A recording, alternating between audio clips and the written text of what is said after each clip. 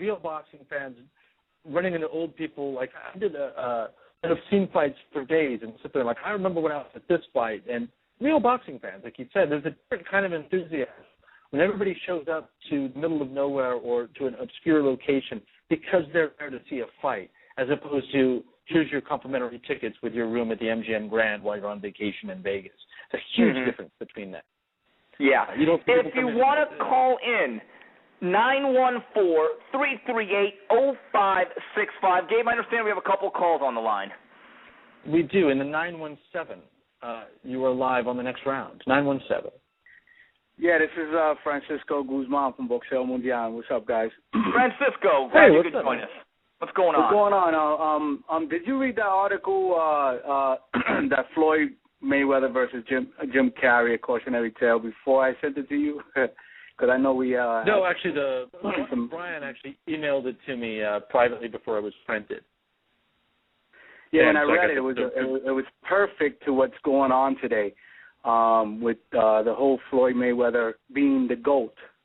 I don't know what you guys think about that, but I've had quite a dispute with my fellow colleagues about that.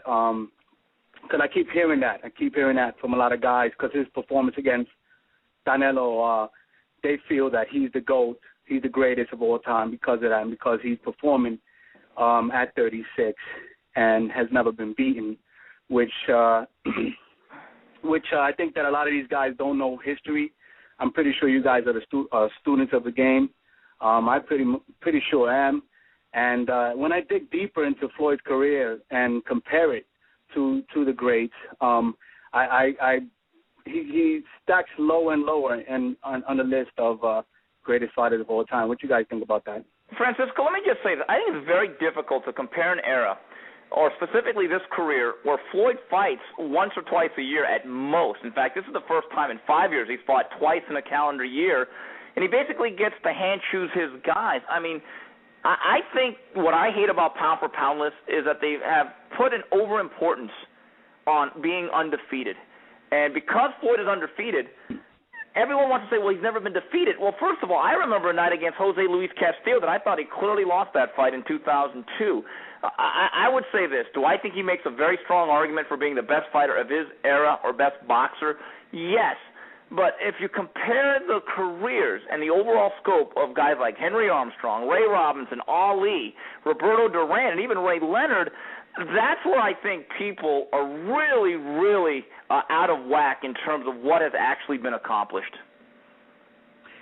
Yeah, another thing that I don't see it. Sorry. No, go ahead. No, another thing that I've had an argument with is moving up in weight. Guys go, oh, he shouldn't have to move up to 160.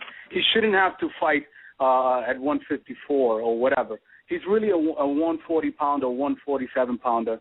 And I say, okay, well, we shouldn't have to call him the GOAT. I mean, didn't the greatest fighters of our generation that were in low weight classes, like Ray Robinson, who moved up to light heavyweight, Henry Armstrong, who fought in 3 or 4 different weight classes, Roberto Duran, who started at 116 pounds and moved up all the way to super middleweight to fight. He beat Iran Barkley. I mean, for the middleweight title. Exactly. And he was beating Marvin Hagler for 13 and a half rounds. Exactly. So these guys who are smaller, who have moved up in weight and fought bigger. I mean, Ray Robinson was fighting guys. Actually, he was a welterweight fighting guys fighting middleweights. So why is it inexcusable for Floyd Mayweather not to take those chances and move up and fight a Gennady Golovkin or fight a guy without having a catch weight to drop down 2 pounds, because that's all he keeps talking about. If Martinez wants to fight me, he has to come down to 150. I mean, Oh, that's ridiculous. Gabe, let me just jump in here real fast. Gabe, I got to ask you a question. And I'll say this, and I wrote it on Twitter last week. The current version of Sergio Martinez, do you think he beats Floyd Mayweather? No. I think he has a lot of trouble late. He's got bad defense. The head's not moving as fast as it was. I think once Floyd kind of figures out his rhythm, which when we first saw him, he was really frenetic and moved along. We're like, wow, we've never seen this. But we've seen the Martinez fight, several times, and now it's starting to slow down. I think if Martin Murray can dial in on him, I think Floyd Mayweather could. And because that's my point. Go as low as, yeah. If Mayweather really wanted to take a risk and do something for history, and it's a big fight, I'd go after Martinez and say that fight's going to be at 160, because I think at any weight right now, I would favor Mayweather. The problem is, guys, HBO and Showtime, that whole network war will not allow that to happen. That discussion's a non-starter. But Steve, don't you think that would dilute that fight now that we know that Martinez has gone through injuries, he's going to be out for a year? You know what I mean? Absolutely. It would dilute it. No, but absolutely. No, but you're right. I agree with you, but I've always said, I don't know if Mayweather is the greatest fighter of all time. I'll say this, though. I think he might be the greatest matchmaker of all time. Let's just put it that way. Well, I look at him as he's Houdini, and I've been doing a lot of research on him. I think I've mentioned this to you before, Steve, and that Houdini was actually one of the pioneers of promoting. You know, it was long before, you know, TV and really, I think, the beginnings of radio. So he would have to go to town and, like, make some sort of event happen in order for people to be excited about him, get in the paper, and drum up business. But why I call Floyd Houdini is that Houdini's whole bit was that the event that he was doing, whether hanging upside down in a straitjacket or getting out of, impossible handcuffs, it was all orchestrated by him. He was the one that decided what the handcuffs were, what challenge he would take. He examined the straitjacket, the location, where everything was going.